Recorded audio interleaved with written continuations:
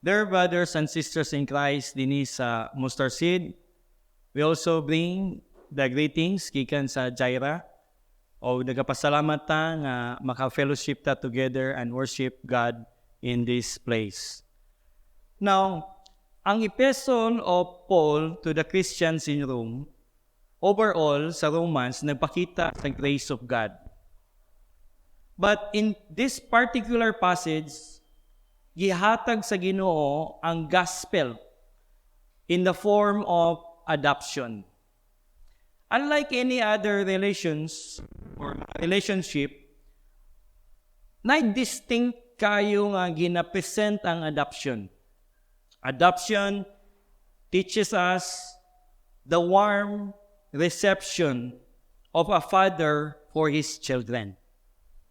Now, ang Rome was a city in the heart of this empire, ang Roman Empire, wherein sa atong history naghisgot nga ang pagan culture as well ang emperor worship were being practiced.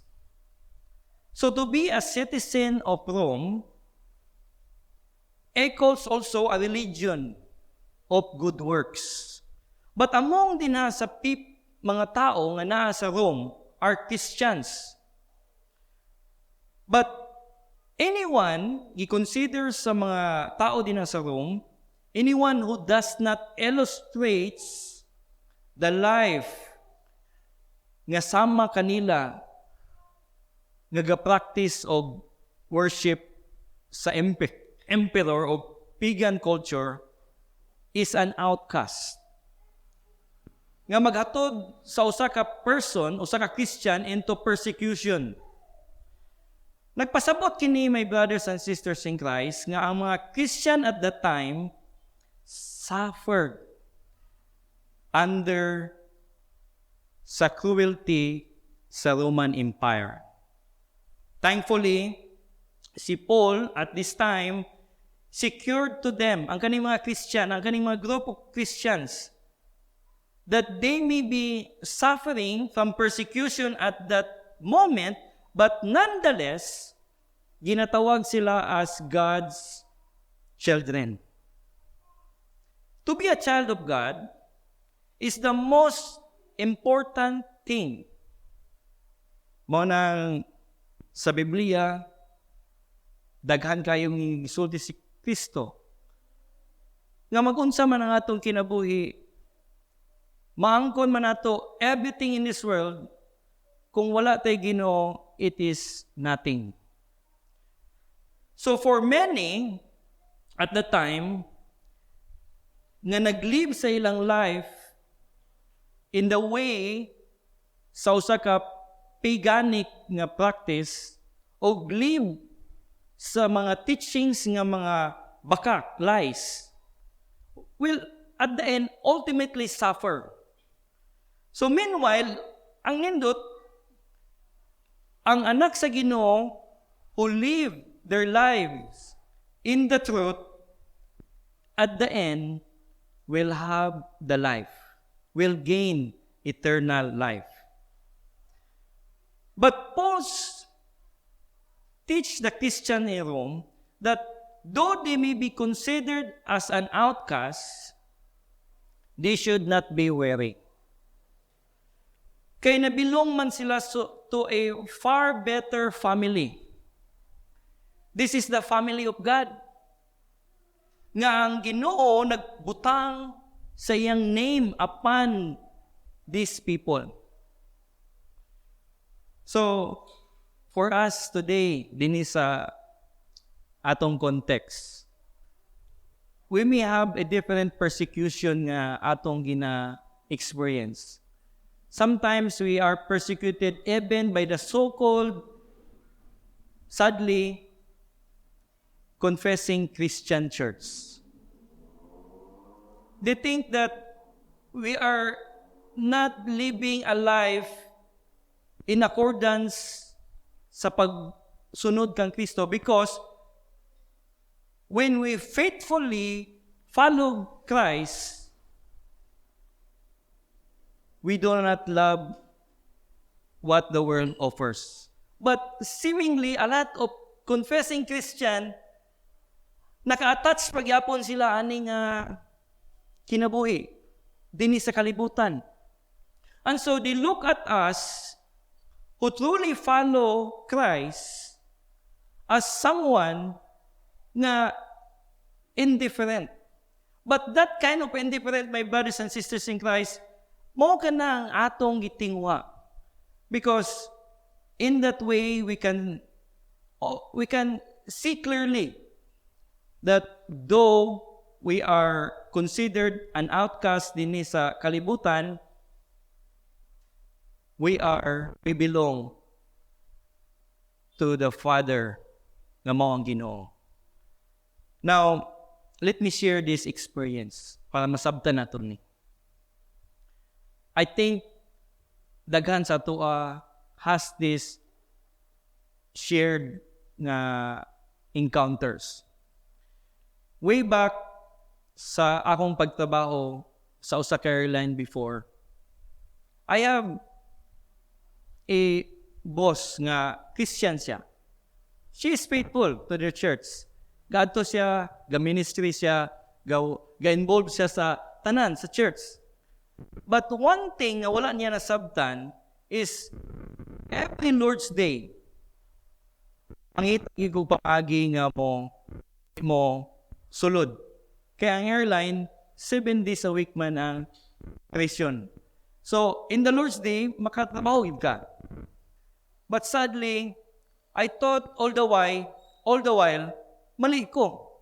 Because she was telling me, nag-embrace naman tato sa Reformed faith, that kulang ta og feeding. Kulang kag feeding. She always tells me, kulang ka og feeding because wala kag trabaho on the Lord's Day. So I thought, ako ang mali. So in that way, nabutang sa kuna-una o kasing-kasing na lisod magpuyo din niya sa Christian. But my brothers and sisters in Christ, when we faithfully follow Christ in everything, surely ang bunga madawat gayud nato. But even ang world musulti sa toa og something malita because we follow Christ, pasalamati ka na. For to be in the family of God is the only good thing. Nag-ingon si David na Psalms 16 verse 2. He said to the Lord, "You are my Lord. Apart from you, I have no good thing." Tinood man, my brothers and sisters in Christ. Ingon si David, "As for me, I will behold thy face in righteousness. I shall be satisfied when I awake with thy likeness." So, kaong kabuntagon, malipay ta because Paul is telling the Christians in Rome that ayaw sila, dili mo balaka because you belong to the family of God. This is then the gospel message for us.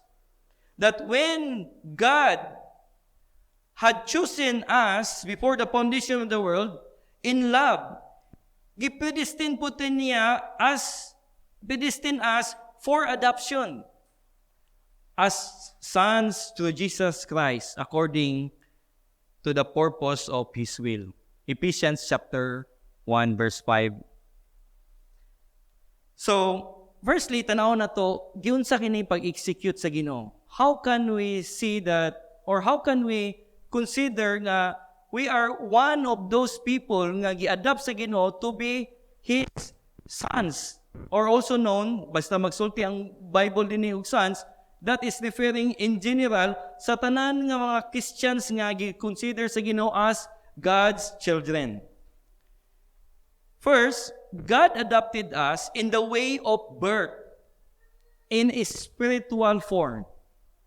Verses 14 ug 16, notice nga, isa sa mga common theme sa Bible, that ang sala nag-brought ka na to into death. Namatay ta because of this sin. Once si Adam na-fall into this sin, every one of us nakasalapod. O ang Bible nag-ingon nga The wages of sin is death. This is the very message ni Jesus Christ. Dili lang si Paul nagsulti ani. When he was talking to Nicodemus, gingnan niya din na si Nicodemus sa chapter 3 sa John, nga he must be born again.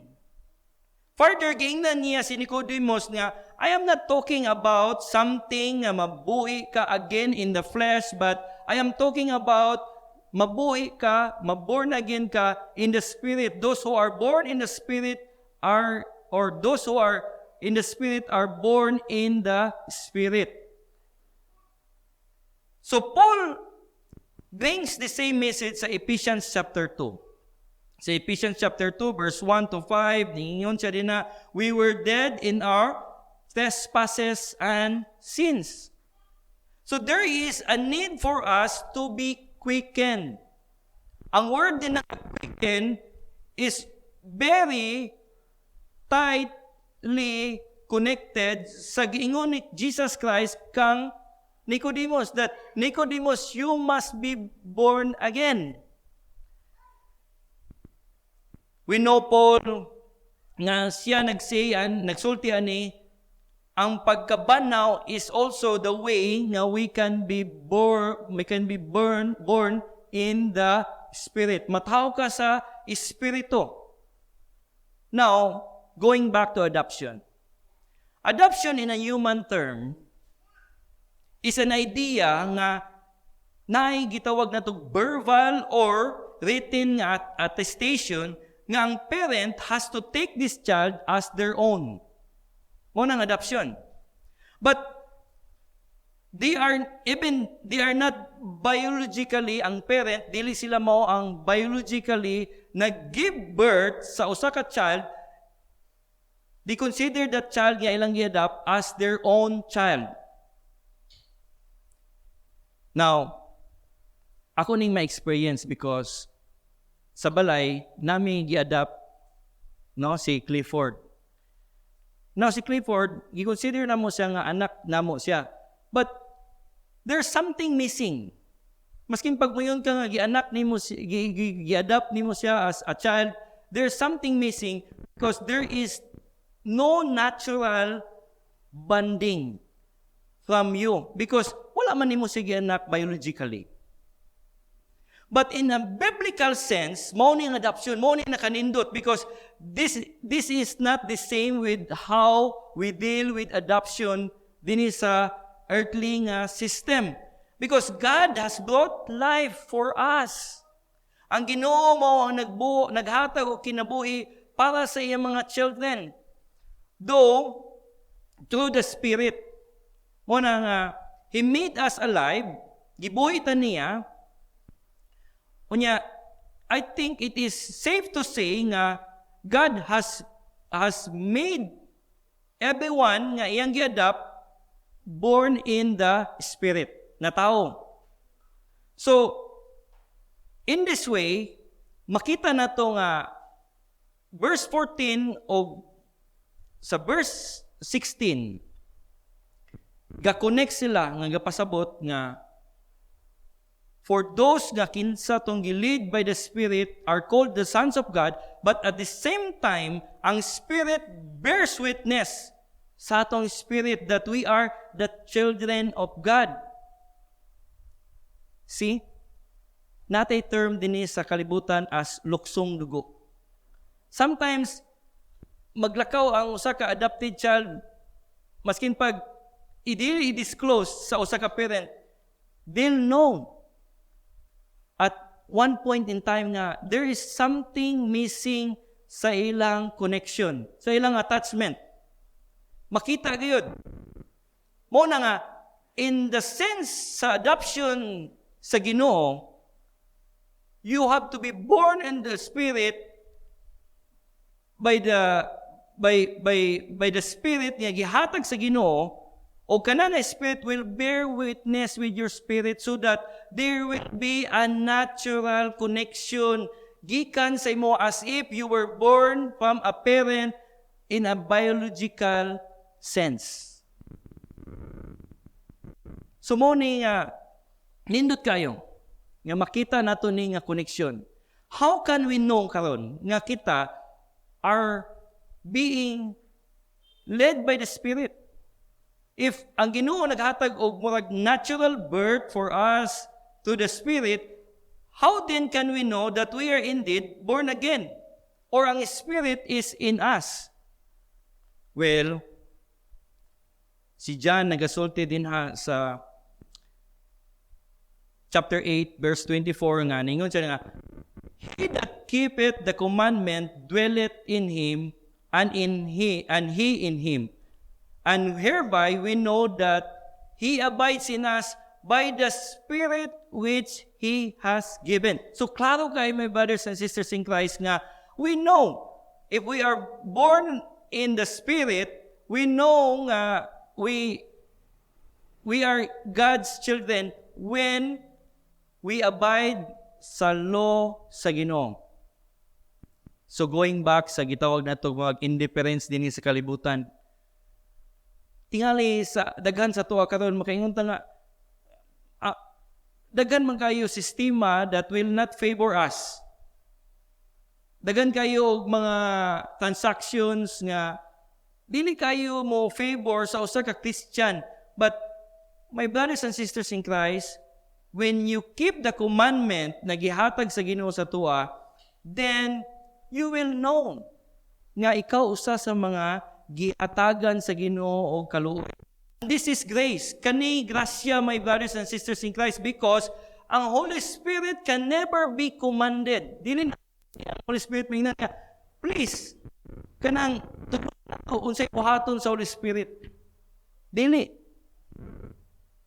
The Spirit can never be commanded, but only the Father can command the Spirit. Ang Spirit la, ang Ginoo ra, ang makakuman sa Spirit. So, we see in this way clearly nga when the Spirit lead you and bear witness nga ikaw anak sa Ginoo, niabot sa imuha kini not because sa imong kamayo, but because you are being favored. Ipaboran ta. So, being an adopted child of God, dako kini siya og kabugaton nga madawat nato. Dako kini nga panalangin, nga blessing nga madawat nato being a child of God.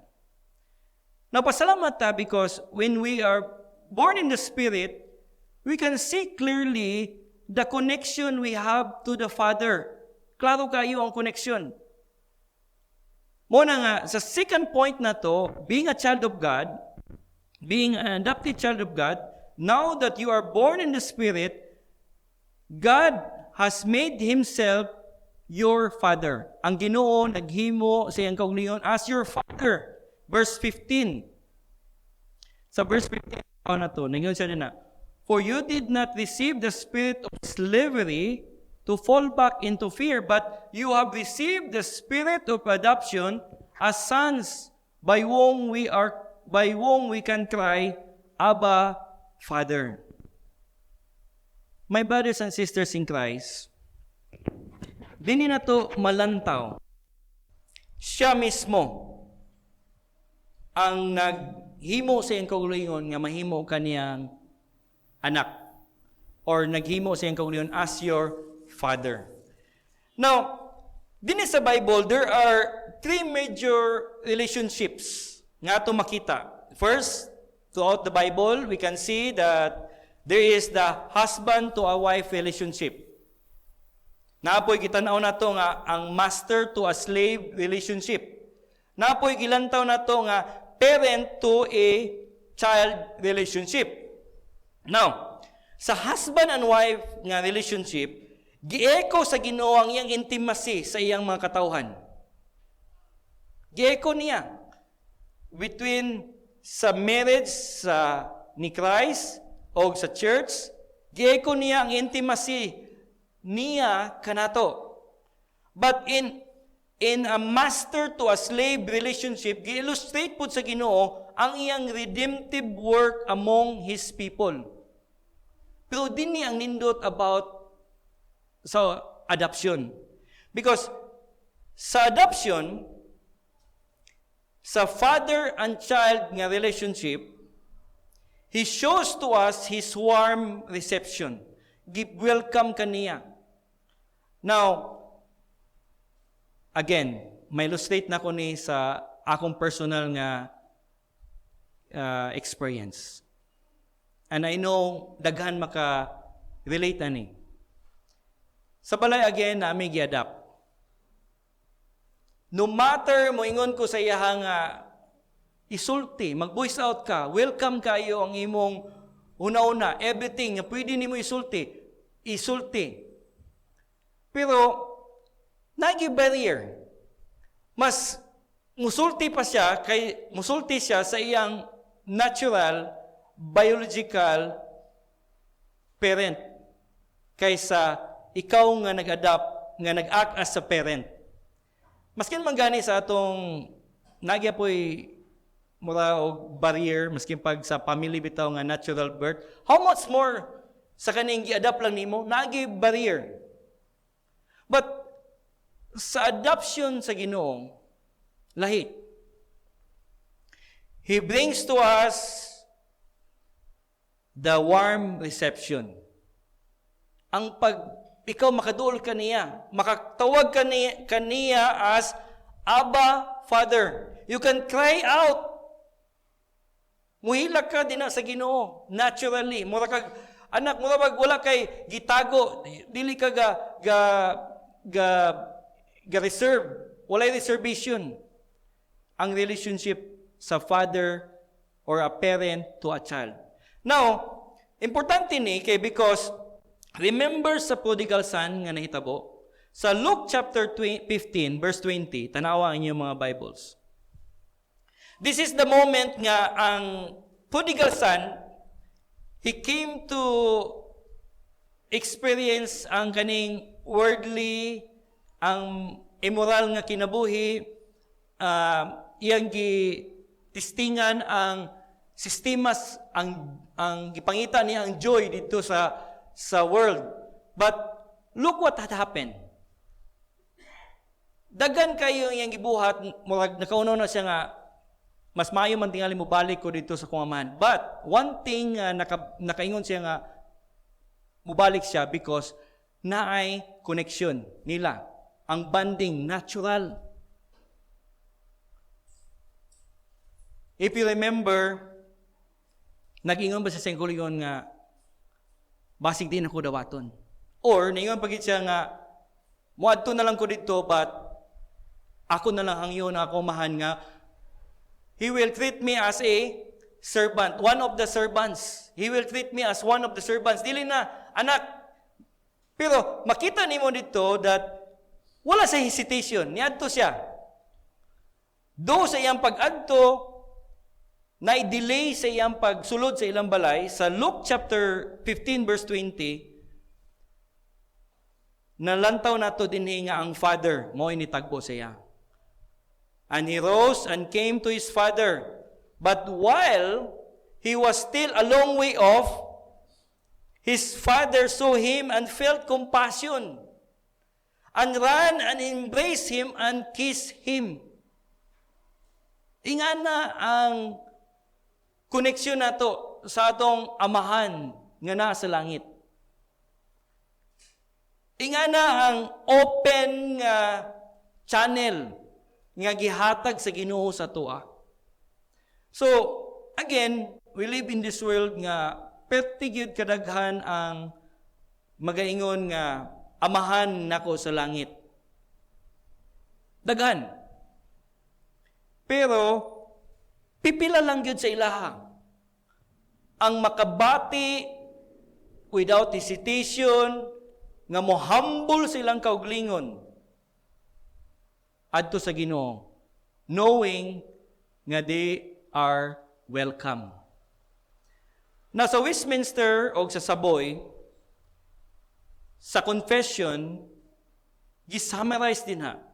nga ang God the Father sa adoption, under the heading of adoption, naingon siya na God the Father will protect, will provide, and He will sustain His children.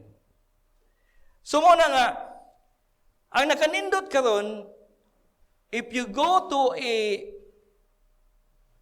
biblical church, dinini mo malantaw nga ang atiman sa Father naa.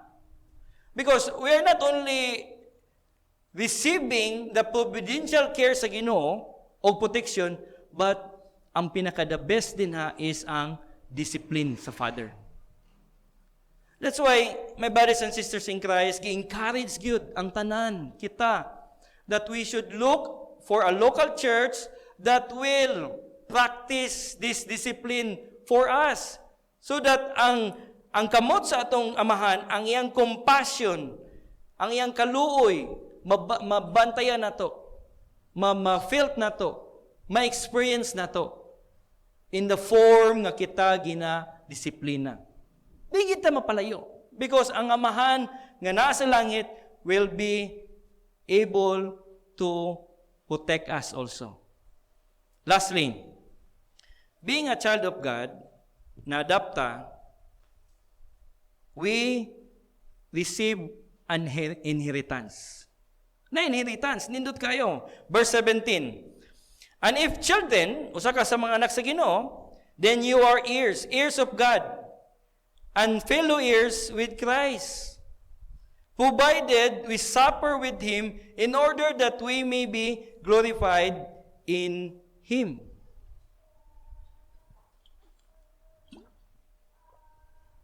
Now, being a child of God, sometimes magunaw na ta nga, yes, given naman kayo ang earthly nga provision sa Ginoo nga amahan. But Paul, talking to the Ephesians, mga Christian ito yung ipahinumduman nga, kamo gitaganaan sa Ginoo og inheritance. And we know nga kani nga inheritance, Paul was referring sa life eternal nga inheritance. Now, as Christian, wala man nato gi-downplay or gi-diminish ang life nato in this world. Kaya in this world, di naman nato na-experiensyahan ang grace sa Ginoo, ang mercy sa Ginoo. But ang life na to, sometimes nagunaw na ta, that ang eternal will start on the time nga kita mamatay physically. But no. It starts when we are born in the Spirit. When we are born in the Spirit, kanang eternal life continues unto eternity. Wala na kakaundang. So, buhi pa ka physically, gakadawat na nimo ang inheritance sa Ginoo. O mo gini ang pinaka-precious nga inheritance. Usa sa mga parables din sa Bible about the pearl. Ang usa ka tawo nakita siya pearl, niuli sa siya, gikuha niya tanan niyang kwarta para mapalit gitong pearl. So, nga na ba nga itong paglantaw sa value sa inheritance na gihatag sa Ginoo sa tuwa sa eternal life? Nga na ba? But, ingon po si Paul, provided we suffer with Christ. We are co-heirs with Christ, but provided we suffer with Christ. Now, dagan kayo ni forms ang sufferings nato dinis kalibutan. But gi-qualify kini nga blessed are those who are persecuted in my sake. Kay sometimes na may mga sufferings nga binuhat lang sa tao sa iyang kaugalingon. Ma-Christian man o dili Christian, ma-believer man o unbeliever, pareho ga suffer. Why? Because of their doings also. No? Na may mga health conscious ato din na uban nga dili kayo health conscious.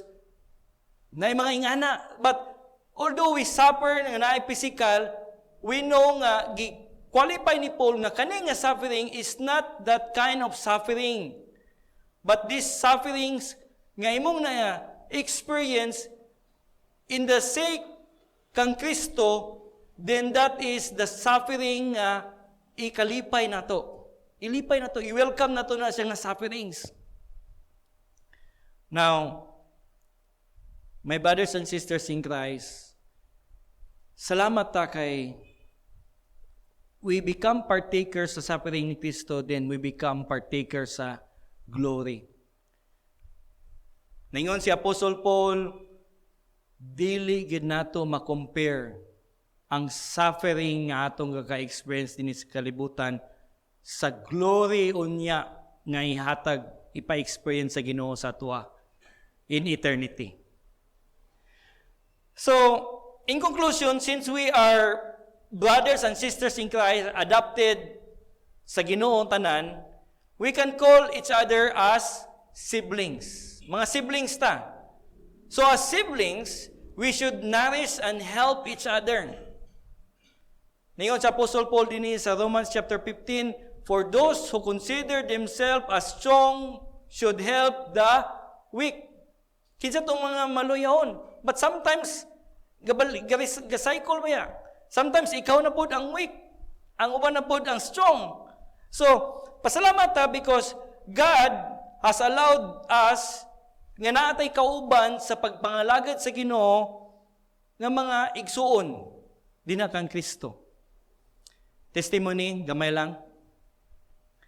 Sa Reform, pwede mag-testimony.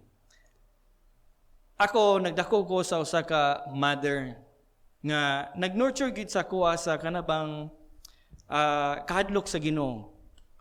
So, it is a great privilege nga side by side, ang akong mother, nahimo na akong igsuon in Christ. Nindot kayo.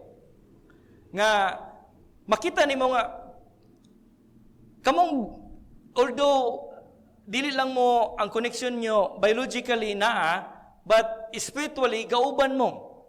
That's why we're happy and we always encourage everyone nga, mo-reach out sa atong family. Para mauban na to ang atong mother ba or father ba sa pag-serve sa Ginoo niya kita pod sila pod ma-share na to together ang inheritance one day or the start sa pagkinabuhi nila as Christians. Karon na ko'y asawa. Nagpasalamat po ko sa Ginoo. Why? Because truly lisod gyud ningon ang pulong sa Ginoo nga mangita og asawa. But he who finds a wife finds a good thing. So, nagpasalamat ko kaya ang akong wife also becomes my sibling in Christ. Nahimo kaming usa dinha, igsuon kami sa pagpangalagad sa Ginoo. Now, as God's children, unsa may natural na to nga response sa atong Ginoo? Well, ang Ephesians, nagasulti din na that we should honor and obey. Ganina, gibasa na to dito sa chapter 1 that we should honor, we should give the honor only sa Ginoo. Nga para sa iyaha. We should obey Him. So as God's children, ang fifth commandment, nagaingon yun din nga honor your father and your mother, that your days may belong in the land that the Lord your God is giving you. So therefore, kung ang Ginoo, ang amahan nga nasa langit, mao ang atong father, mao ang atong parent, therefore, ihatag yun nato sa iya ang honor. That's why we are all here. Nagasimba ta sa Ginoo. In honor sa iyang gihimo sa tuwa. He protected us. He provided for us. He chastened us. Every day sa atong kinabuhi. So my brothers and sisters in Christ, din sa mustard seed. Ayaw gyud og ka worry. Yes, kapuyon ta, but do not allow yourself to fall continuously sa pagka-discourage sa paglakaw din sa kalibutan. Knowing that we are the children of God. And being a child of God, wala na mas mumatter pa sa tuwa din ni. No? Everything na naa sa tuwa din ni. In the blink of an eye, pwede mawala ra sa tuwa. Mawala. Everything na naa sa tuwa, maskin pag ang atong life, mawala ra ni in a blink of an eye. But in a blink of an eye, if you have the name of God upon you, ningon ang sa Revelation, that you will be foreverly live together in peace and in joy din na sa presence sa atong Ginoo.